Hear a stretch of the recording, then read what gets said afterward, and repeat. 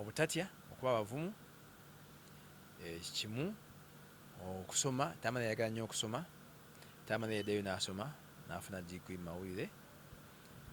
kubanga we nayingira mu mawulire nga talina degree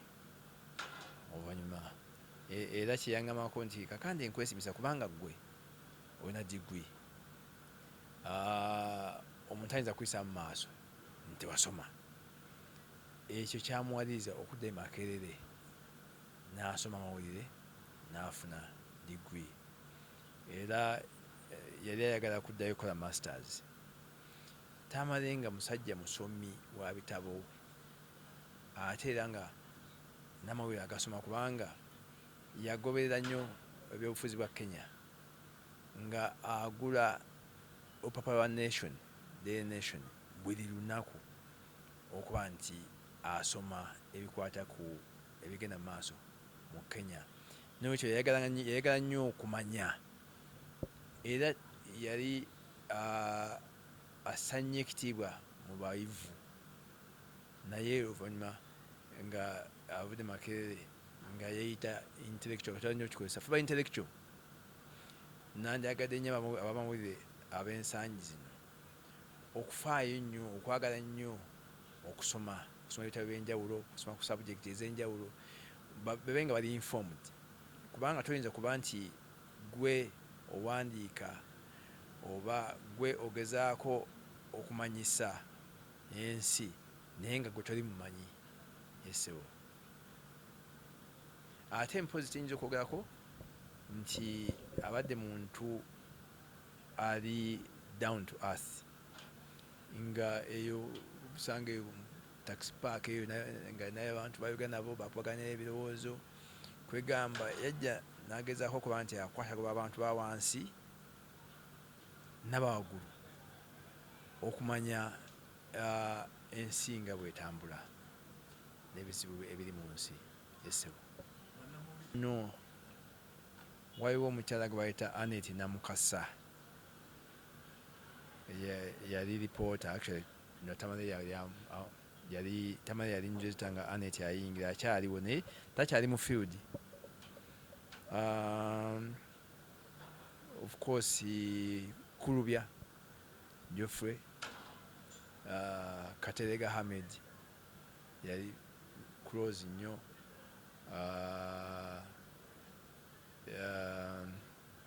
bani of course be bano abala bakufuzi kati bakulu Wafula of course Wafula ate yali category endala nnyo mu byamawulire kubanga bafa bali more an elite group naye nga namba y'abamawulire ekendedde alina n'abalala byeyasoma nabo Makerere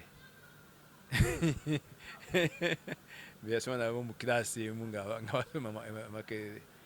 abasinga bawumudde abasinga bamawulire bagavuddemu naye nga bakyaliwo lamu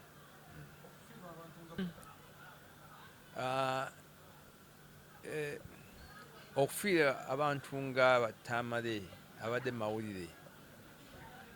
ekisookera ddala baba bamanyi bulungi ebyaliwo either baabisoma oba baabirabako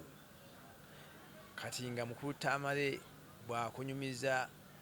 politics engeri gyetambulamu mu biseera by'Obote kubanga ate nga naffe nze nali student kati nga yate yalina okubituwa engeri parliament debate zalinga mu parliament naki nga bimuli ku ngalo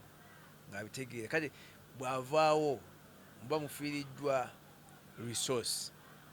gyemwandikozeeko gyemwandibuuzizaako okuba nti kyali kitya kino kyali kitya kino kyali kitya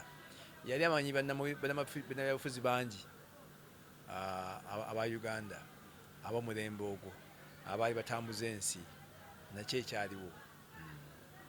kale kuba kusaalirwa kw'amaanyi nti tuba tufiiriddwa resource enzibu nnyo okufuna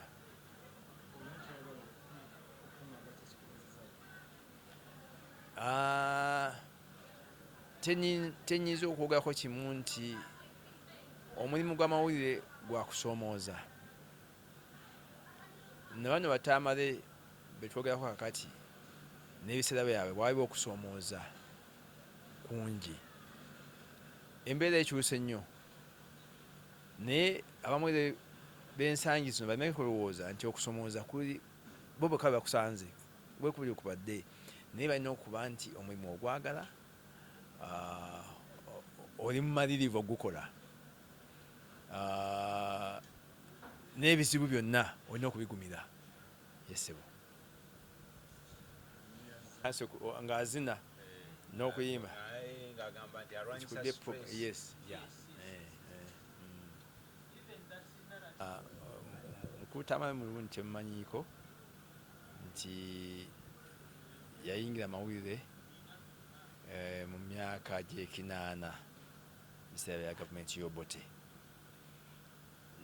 Nze nagenda kuyingira amawulire nga ali mu mawulire, y'omu ku bantu beneegomba ennyo kubanga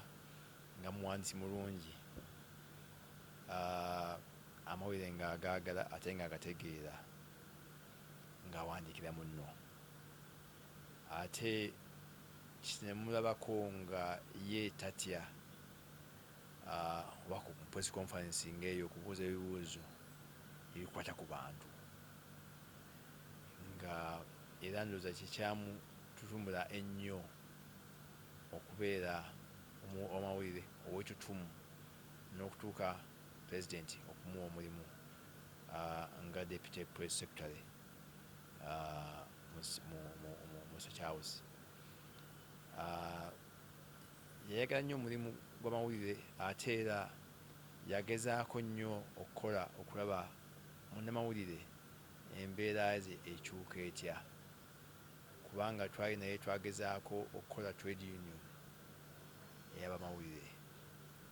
Mu kiseera ekyo twagezaaho ogikolera abamawulire baali nga tebakkiriza nti bateekwa okuba ne trade union, nga balowooza amawulire nga ba professional ate obeera otya mu trade union. Naye ekikulu nti yagezaako, yali mukulembeze wa wujja ey'abamawulire okumala emyaka. Nga Tamale kyemmanyiiko nti bw'asalawo aba asazeewo, bw'agamba nti kino nkimaze aba akimaze. Nga mumalirivu, y'omu ku bannamawulire abatono Bannayuganda abawandiika ku lutalo lw'e Rwanda. Era nzijukira nti bwe yali ali mu lutalo olwo ng'awandiika yafiirwa abaana 2 mu bbanga nga lya wiiki emu, naye era tekyamulobera kusigala nga akola ng'awandiika. Mu kiseera ekyo munno yali esobola okumuweereza e Rwanda okuwandiika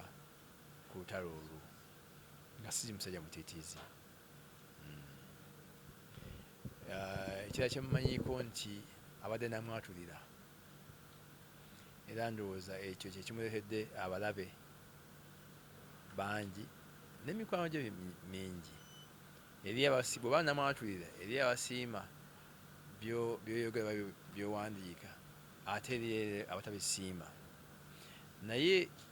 ekifaananyi kyenfuna nti yayagala nnyo omusajja gwe baayitanga Jole Joy Kiwanuka, kubanga ne Jole Joy yali munnabyabufuzi ate yali munnamawulire, namukazaako era n'amwatulira.